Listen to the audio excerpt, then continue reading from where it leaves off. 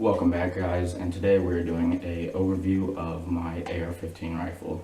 So what we'll be doing today is going over a few basic safety tips, going through parts from buttstock to muzzle, and we will be doing a tutorial on how to field strip and looking at a couple of the internals of this rifle. Just a very basic overview. So now that we got that out of the way, let's go ahead and get into the safety tips.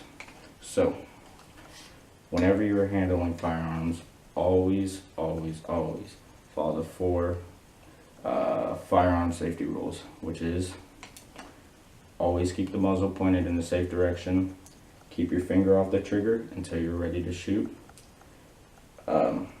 treat every gun as if it is loaded, and always know your target and what is behind it. So what you want to do anytime you mess with guns and you're not going to be shooting is to verify that they are unloaded and safe to be handled. Alright, so the first thing you want to do to verify that your chamber is clear and your firearm is safe to handle is always point the muzzle in a safe direction. Now, a safe direction does not mean at a wall and you don't see any people, because walls don't stop bullets. Bullets go straight through walls. It's not a video game. Okay, so if somebody is in the room over there, you do not want to point the muzzle in there, because if you do mess up and there is a round in the chamber and you fire that round and they are directly in line with your muzzle, they will be hit by shrapnel and maybe the bullet. So always keep that in mind whenever you're messing with your firearms. So keeping that in mind, we're going to lock the bolt open, visually and physically inspect the chamber, make sure that it is clear. Okay? Now once we have done that, we can go ahead, close the bolt, make sure you're pointing it in a safe direction, and go ahead and pull the trigger to make sure that there is no round in the chamber. Now, we do this so that if there is a round in the chamber and it does fire, it will be going off and we will be in control. It will not go off sometime whenever we're messing with our rifle and potentially injure somebody. So what we want to do, point it in a safe direction, pull the trigger, and now we're sure that it's clear. Now don't just skip all the other steps and go straight to doing that, because that's irresponsible. You always want to open the bolt, visually and physically inspect the chamber, and then if you want to, go ahead, let the bolt down and pull the trigger just to verify that it is clear. So now that we're 100% safe, we're going to go ahead and get into the overview of this rifle. So, starting at the buttstock, we have a Blackhawk 6-position adjusting stock, legal in California. They hate midgets. Standard A2 buffer tube, standard pistol grip, standard trigger, standard safety selector, standard dust cover, mag release, and brass deflector, and forward assist. Now, flipping the rifle over, we can see the bolt catch, which is what I use to lock the bolt open. And what you want to do is you just want to push down that little piece right there and pull it back, and it's locked back. Okay, and so that's pretty much all for this side of the rifle. Just the safety selector right there. Got the couple roll pins that hold this together. This is a Palmetto State Armory lower receiver, Palmetto State Armory upper receiver. We have a Magpul backup iron sight, flip up, windage adjustable, and objective view you can flip up to make it more precise. We have a 40 millimeter lens Vortex Strikefire 2, red and green dot, 4 MOA dot, about $130. Not very expensive, but a nice optic, something you can rely on Vortex for. Now, moving up the rifle, we have this Magpul MOE M-LOK carbine linked handguard.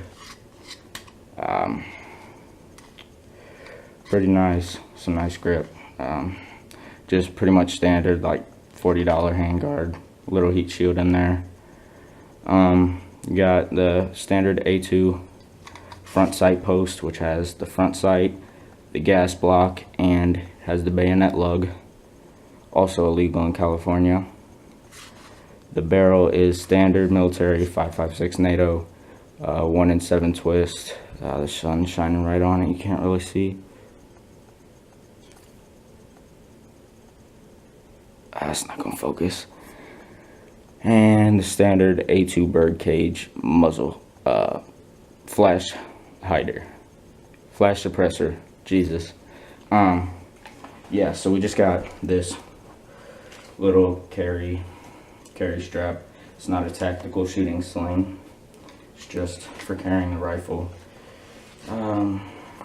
So that's pretty much it for the outward overview of the rifle, and now we're going to move to a desk and go ahead and show you how to field strip this.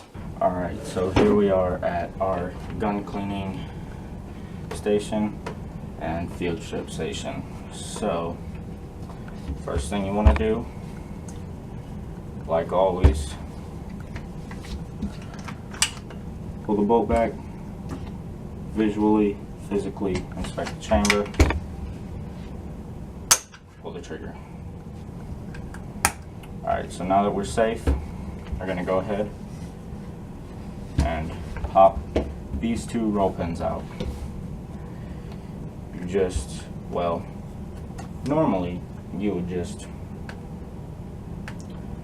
push them out with your fingers, but my upper and lower have a little bit of wiggle, so I decided to put a O-ring in there, and puts a little bit of tension on there, and I'm gonna go grab a hammer just to tap it out real quick. Alright, so thanks to our Weaver gunsmithing punch set, we have just a standard brass punch and nylon and brass hammer. Gonna go ahead, tap that out as far as we can. Not gonna need that anymore. I'm gonna go ahead and put that on the floor. Go ahead and just push out this roll pin, pull it out, and just slide this roll pin out, and you're taking your rifle apart. So right here we have the trigger group, bolt catch, and safety selector. So this just works like this. This is a little sear, it'll catch on. That keeps it from full auto fire. See, because if I hold the trigger down, push it back, it will not fire. I have to release the trigger, pull the trigger again for it to fire. And it catches down here on the bottom of this sear and on the bottom of the hammer to make it able to fire. And the hammer has to be cocked for this safety to work, so you might see that rotate, and it will not rotate. The hammer is not cocked. And then we just got the standard buffer tube, buffer spring assembly. You just press down that little detent right there, and the buffer will just come right out. Pull that out. Just puts a little bit of lube on there. Helps it cycle a little bit more smoothly. I'll go ahead and push that down in there. And that's pretty much all for the lower. So for the upper, we have our bolt carrier group and our charging handle. So what you want to do, you just pull your charging handle out, slide your bolt carrier group out, slide your charging handle out, and you can take a little look inside there, see what everything rides on. That is the gas tube, which controls recoil, and that's pretty much all for the upper and lower. Well, we'll just go through the bolt carrier group real quick. So right here you can see this is where the round goes. That little rod, this little rod right here is the ejector rod. This hole is where the firing pin comes through whenever it's pushed, whenever the lug is pushed back. And you see that, and you can see the little silver piece coming up. And these are the lugs, all these raised parts.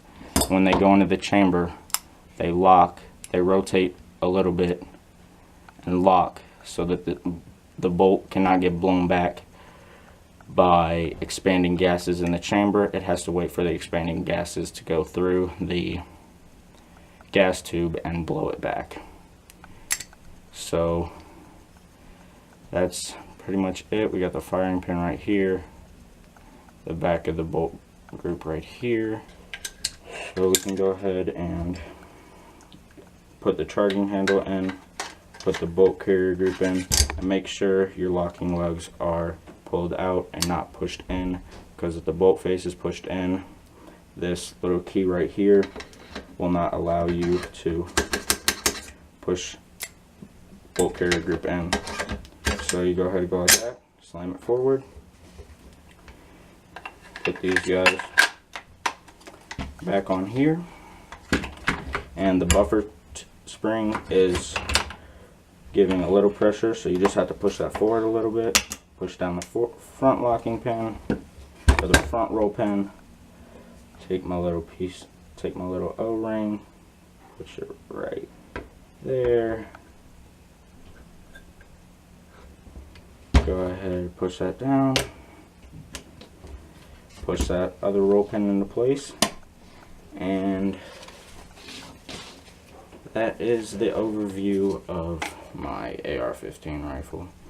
Any questions you can leave in the comments. Drop a like if you like this video. Yeah, go ahead and give me feedback in the comment section. Let me know how I'm doing. Let me know anything new you like to see. And with that, see you next time.